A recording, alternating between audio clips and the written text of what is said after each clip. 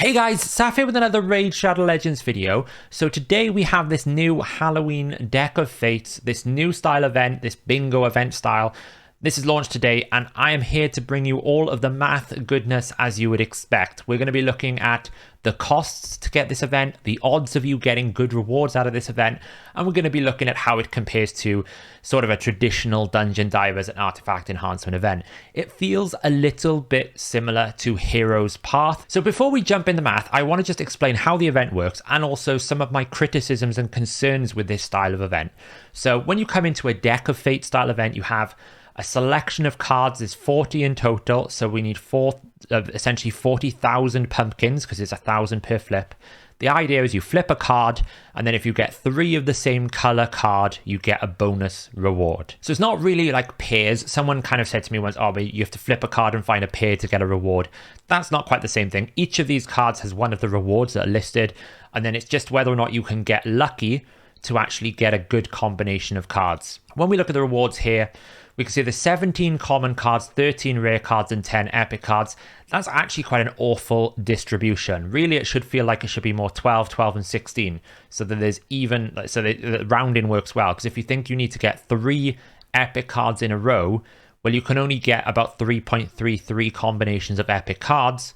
Whereas if it was 2 more in there could be a 4 potential. So just the rounding would work better. So that's my first concern here, is that that's not really rounded that comfortably. Then we look at the rewards. So these are the rewards that contain the entire event. So when we looked at an Artifact Enhancement event, when we see what the rewards were for each point, this is entirely what sits behind every single card in total.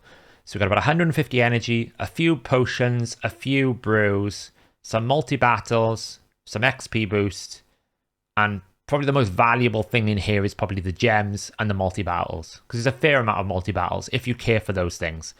But otherwise, the event is absolutely awful. This is worse than a tournament to some extent. So really what you're going is, okay, well, the actual cards are useless.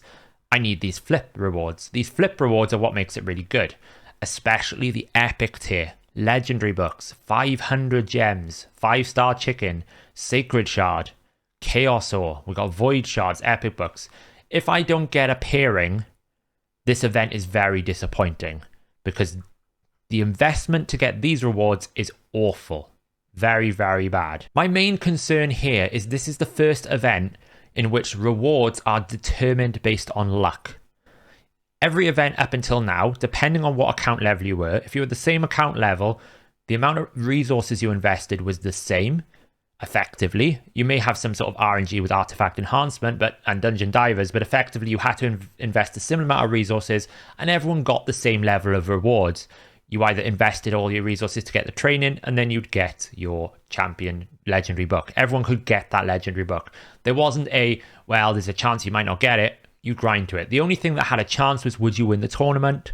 But you could go into that knowing you won't win it. So that's not so bad. With this style of event, it's terrible for that. There's no guarantee that I'm going to get a 3 epic pair. In fact, the odds are quite low. When we look at the odds, you'll see how low it is that the chance you're going to get 3 epics in a row. The fact that this is consecutive, that you have to go 3 epics in a row, is the problem. If I just had to match 3 epics over my investment, so it meant that I was guaranteed to get at least 3 of these chests, this event is actually very good. Because even though I'm investing a lot more, I'm guaranteed to get some of these rewards. Now, I might prefer the Sacred Shard or the Legendary Book, but end up with the Feast and the Gems. Well, that's not a problem because, do you know what? At least I get something for my investment. But there's a very strong possibility I can open all 40,000 pumpkins and get none of this good, juicy, epic tier. This is the first event where luck is now a reward. And that is, in my opinion, a step too far for the event-based system here. These things shouldn't be consecutive. It should be, once you've matched 3 epics, you get a reward. So if you can still have some sort of luck here in the sense that if you get lucky and pull all the epic chests early, then you probably don't need to invest much further. But at least everyone can get the same rewards at the end. There's no guarantee that I could get a book here. We could see things on Reddit and around Discord communities where someone says, I invested 40,000 pumpkins and got an epic book, and then someone says, oh, that's cool, I got 3 legendary books. It's not even comparable. It's really an unfair system. Some people will argue, well, shards are unfair, but that's fine. You opt into that. There's no sense of, you know, if people get lucky with a shard pull, congrats. But you'll eventually get more shards over time and eventually you'll pull shards. This has kind of like got a finite time scale. It's got a finite amount of resources. I can't keep pulling pumpkin cards until I eventually get the legendary book. So that's my main concern with this event. We're going to look at the math so you can see all the odds, you can see all the different things. To note, it works exactly the same way as Hero's Path. Even with Hero's Path, there was no luck involved. You determined how far you would go down the path. That's what was good about the Hero's Path. You could actually determine the rewards you wanted, whereas with a typical event, you didn't have a choice. You got what everyone was giving you. The rewards are slightly better than Litecoins on the higher tier. It's about like 4 pumpkins per upgrade more here. This has gone from 620 to 650 on the rank 5 upgrading. So you do get some more pumpkins to correlate with the fact that you're going to need a lot more pumpkins here to finish this event and the style of event. But that is how it works. You flip a card, you open the card. If you get 3 of the same color, you get a bonus reward. Now, I did see Hellhades' video and he got quite lucky with some of these uncommon ones. So you could get lots of ancient shards, you could get a lot of energy. This would make up for the awfulness in here. And there is a pretty good odds that you're going to get a triple uncommon because it is more common in here, but it's not like crazy common. It's not always common to do that. So let's get into some math comparison here. So we're going to look at kind of all in on either side. How much is it going to cost me to all in on upgrading? How much is it going to cost me to all in on the dungeon divers? Now, obviously you might mix and match a little bit. That's fine. But for a math exercise, this is easier because otherwise you have to kind of work out at what point do I include dungeon divers versus upgrading. It gets a little bit more complicated. But we can kind of use the average silver cost upgrading here. This was worked out by Senti a while ago. Shout out to him for doing more amazing math as always. But you can kind of see how much silver on average it will cost you to go from the various different stages. We can use this then to kind of work our way through. So we've got the pumpkin coin rewards here for 5 and 6 star. So this is how many in total we're going to get. So if we take a 0 to 16 5-star, we get 761 pumpkins. A 6-star would be 980. So we can see it's mostly backloaded here. Going from 12 to 16 will give you pretty much all of the pumpkin points, but there is still some to be had from going to 0 to 12 as well. I've also got the average artifact enhancement in terms of the points you would get for an artifact enhancement event. And then we can get these numbers to compare. Because what we want to look at is versus a typical artifact enhancement, how much more am I investing than normal? We could do the same thing here for dungeon divers. So these are the pumpkins here. These points have been upgraded, slightly more pumpkins per area, but we're really looking at 4 to 6 star pieces. If you're farming lower end dungeons, this event is probably not that important to you anyway. You'll get a little bit more, but if you're at that level of account where you're getting 3 to 2 star gear, this isn't probably an important area of the game for you to be focusing on right now. So 4 to 6 star, how does it compare? Well, we've got all the individual odds for all the different dungeons, like dungeon stage 16, 20, 24, and 25. We can compare these then, pull down the pumpkins, and we can get an average pumpkin. You can see I've reused my Hero's Path math here because it works very much the same way as Hero Path used to work for Litecoins, but we're getting pumpkins instead. So we can see on average for stage 25, we're getting about 1.8 pumpkins on average per energy. 2.1. So stage 20 is probably the best. Stage 16 is obviously not terrible either. And we're getting an average pumpkin here of 33 to 35. So how does this actually compare against all the other events? Well, we know if we want to complete the event fully, we need 40,000 pumpkins. Now, obviously, if you pull a lot of the epic cards early, you might decide it's not worth me investing anymore because the chance of me getting a 3 epic match is low. So that's a consideration, but say like we were going to complete the entirety of the event, you need 40,000 pumpkins. So that means on the most efficient path here, it's probably a level 12 to 16 upgrade, and you're using a 6 star and you're using artifacts, not accessories, because accessories are more expensive. That's about 68.7 million silver you'll need versus a typical artifact enhancement of about 6,500 points. That would require 21 pieces at 28.2. So it's about 142.86% more silver investment required for you to complete this event versus an artifact enhancement event. Be expecting to drop somewhere in the region of 60 million silver here to get all the pumpkins you need. In terms of dungeon runs, it's pretty awful looking at this. You're going to need around about 1,182 dungeon 20 runs. If we look at the most energy efficient, it's probably either 16 or 20 you're going to want to run. not 24, 25. That is looking at around about 18,909 energy.